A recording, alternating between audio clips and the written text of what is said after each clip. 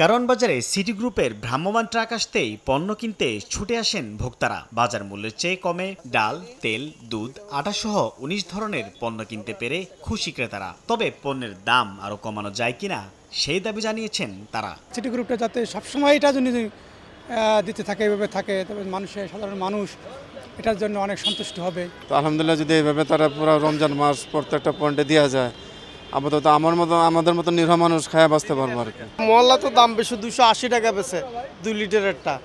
তো ওই সুবাদে এখানে একটু কম পাইছি, এই কারণে এখান থেকে একটু নেওয়া আর কি। আমরা যারা নিম্নমানের ক্রেতা আছি, আমরা একটু কমে পাচ্ছি ওই জায়গাতে। সিটি গ্রুপের বিক্রয় প্রতিনিধি জানান, সাধারণ মানুষের মধ্যে ব্যাপক সাড়া ফেলেছে রমজানের শুরু থেকে চালানো এই কর্মসূচি। প্রথম রমজান থেকে শুরু করে এ পর্যন্ত আমরা প্রতিদিনই প্রচুর পরিমাণে কাস্টমার পাচ্ছি। কাস্টমাররা স্বতঃস্ফূর্তভাবে আমাদের গাড়ি থেকে পণ্য কিনে নিয়ে যাচ্ছে। আমাদের এখানে বাজার মূল্য থেকে অনেক কম প্রাইসে প্রোডাক্ট পাচ্ছে। রমজান উপলক্ষে প্রেস ক্লাব, কারওয়ান বাজার সহ রাজধানীর 15টি স্থানে ভ্রাম্যমাণ ট্রাকে করে এই বিক্রি কার্যক্রম চালাচ্ছে সিটি গ্রুপ।